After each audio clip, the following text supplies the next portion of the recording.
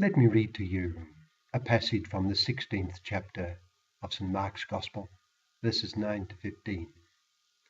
It's the Gospel for Saturday in the octave of Easter. St. Mark writes, "When Jesus had risen early on the first day of the week, he appeared first to Mary Magdalene, out of whom he had driven 7 demons. She went and told his companions who were mourning and weeping. When they heard that he was alive and had been seen by her, they did not believe. After this, he appeared in another form to 2 of them, walking along on their way to the country. They returned and told the others, but they did not believe them either. But later, as the 11 were at table, he appeared to them and rebuked them for their unbelief and hardness of heart, because they had not believed those who saw him after he had been raised. He said to them, 'Go to the whole world and proclaim the gospel to every creature.'"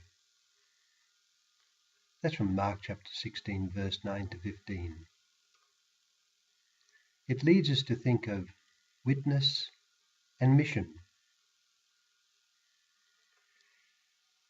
It would be an interesting exercise to investigate whether at the origins of any particular religion, I repeat, at its very origins, there was a stipulation to bring the religion to every single person in the world.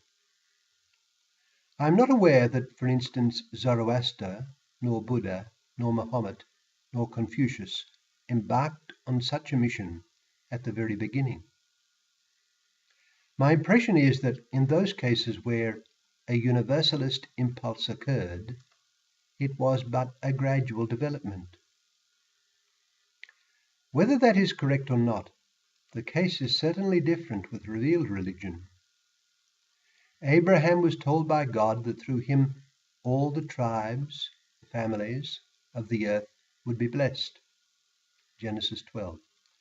And the fulfillment of this is seen in the risen Jesus. The Gospels indicate that as soon as Christ had risen from the dead, he entrusted a universal mission to his disciples. It was an essential part of the package right from the beginning. He did not simply rise from the dead and rejoice at his reunion with his disciples, exhorting them to be faithful to all he had taught them. No, he immediately gave them what was a humanly impossible task, that of bringing his person and his teaching to every person in the world. As we read in today's Gospel, he said to them, "Go into the whole world and proclaim the gospel to every creature." They were to make disciples of all the nations. The whole world was to be brought to acknowledge the risen Jesus as Lord and to live accordingly. Very clearly, this apostolic spirit was an essential element in being a disciple of the risen Jesus. Everyone who comes to belief in Jesus receives his command to bring the news of him as having risen from the dead, with all that this implies, to others. But from the beginning, too, there was the issue of unbelief.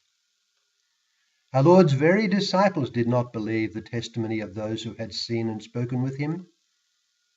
Our Gospel of today refers to his appearing to Mary Magdalene, described more fully in, say, St. John's Gospel, and how she went to the others to tell them that he was alive and that she had seen him. But, we read, when they heard that he was alive and had been seen by her, they did not believe. The same thing occurred again, for our text tells us that after this he appeared in another form to 2 of them, walking along their way to the country. They returned and told the others, but they did not believe them either. Now, when we read this, we may be inclined to think that all this skepticism was natural and even healthy, and that the modern reluctance to believe the gospel accounts is to be expected of any careful thinker. But what was our Lord's reaction to their refusal to believe the testimony of those who had seen him? Did he think it was a natural and even commendable caution, adhering possibly excited and unbalanced imaginings? What does our text tell us? We read, "But later, as the 11 were at table, he appeared to them and rebuked them for their unbelief and hardness of heart, because they had not believed those who saw him after he had been raised." So behind the unbelief of the disciples of our Lord himself, there was a hardness of heart. Our Lord does not say bad will, and it was blameworthy. Our Lord was not pleased by their refusal to believe those who had seen him and who had brought to them news of it. Let us recognize within ourselves a hardness of heart that can impede a full life of faith, which is the foundation of the Christian life. Let us be very aware of the world's propensity to refuse belief in the testimony of the Church, and let us bear witness nevertheless to the risen Jesus in our daily lives. This is an essential part of being a member of the Church and Christ's disciple.